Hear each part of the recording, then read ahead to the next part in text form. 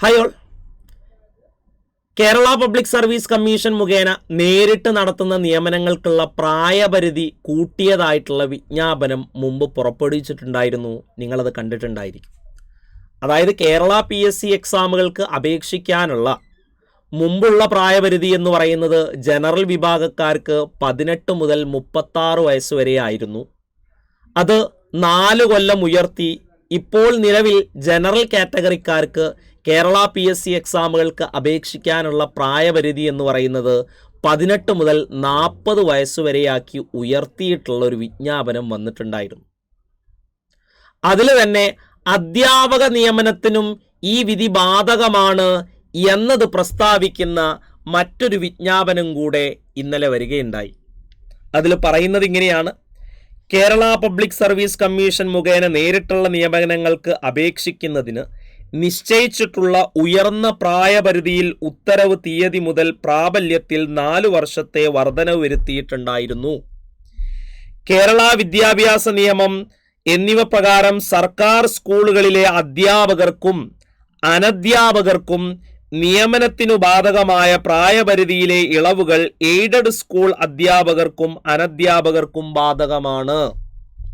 അതായത് സാധാരണയായിട്ട് അധ്യാപക നിയമനത്തിനുണ്ടായിരുന്ന പ്രായപരിധി എന്ന് പറയുന്നത് ജനറൽ വിഭാഗക്കാർക്ക് 18 മുതൽ 40 വയസ്സ് വരെ ആയിരുന്നു.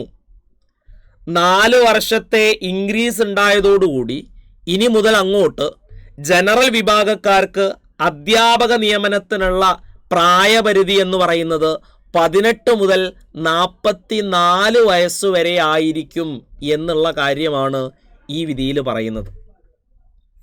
അപ്പോൾ സ്വാഭാവികമായിട്ടും ഇത് ഗവൺമെൻറ് അധ്യാപകർക്കും അതുപോലെ തന്നെ എയ്ഡഡ് മേഖലയിലുള്ള അധ്യാപകർക്കും അനധ്യാപകർക്കൊക്കെ ബാധകമാണ് എന്നുള്ള രീതിയിലുള്ള വിജ്ഞാപനമാണ് ഇന്നലെ പുറപ്പെടുവിച്ചിട്ടുള്ളത്. അപ്പോൾ ഈ കാര്യത്തിൽ ഒന്ന് ശ്രദ്ധിക്കുക. ഇനി ടീച്ചിങ് എക്സാമുകൾക്ക് എഴുതാൻ വേണ്ടിയിട്ട് തയ്യാറെടുക്കുന്നവരാണെങ്കിൽ അവർക്കൊക്കെ ഇതൊരു പോസിറ്റീവായിട്ടുള്ള ന്യൂസാണ്. കുറച്ച് വൈകിട്ടാണെങ്കിലും ടീച്ചിങ് എക്സാമുകളിലേക്ക് തിരിയുന്ന ആളുകളാണെങ്കിൽ അല്ലെങ്കിൽ അധ്യാപക നിയമനങ്ങളിലേക്ക് തിരിയുന്ന ആളുകളാണെങ്കിൽ അവർക്ക് കേട്ടറ്റ് നിർബന്ധമായിട്ടും വേണ്ടതുണ്ട് എന്നുള്ള കാര്യം നിങ്ങൾക്കറിയാലോ. അപ്പോൾ എത്രയും പെട്ടെന്ന് തന്നെ അടുത്ത കേട്ടറ്റിനുള്ള പ്രിപ്പറേഷൻസ് ഒക്കെ സ്റ്റാർട്ട് ചെയ്യാൻ വേണ്ടിയിട്ടൊന്ന് ശ്രദ്ധിക്കുക.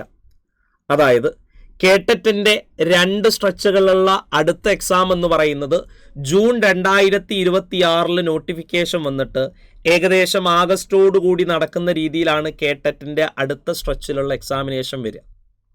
അപ്പോൾ ഇനി ഇതിന് വേണ്ടിയിട്ട് തയ്യാറെടുക്കുന്നവരാണെങ്കിൽ അവരുടെ പ്രിപ്പറേഷൻ ഇപ്പോൾ തന്നെ സ്റ്റാർട്ട് ചെയ്യുന്നതായിരിക്കും നന്നാവുക.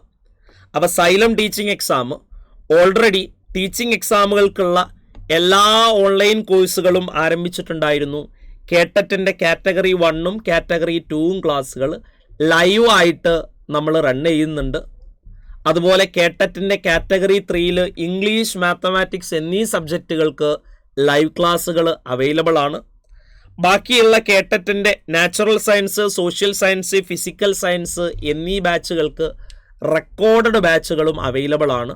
അപ്പോൾ ജോയിൻ ചെയ്യാത്തവരുണ്ടെങ്കിൽ എത്രയും പെട്ടെന്ന് ജോയിൻ ചെയ്ത് അപ്പോൾ നിങ്ങളുടെ അധ്യാപക നിയമനങ്ങൾക്കുള്ള മിനിമം ക്വാളിഫിക്കേഷൻ ആയിട്ടുള്ള കേട്ടറ്റ് എത്രയും പെട്ടെന്ന് നേടാൻ പറ്റട്ടെ എന്ന് പ്രാർത്ഥിക്കുന്നു. അപ്പോൾ താങ്ക് യു ഓൾ.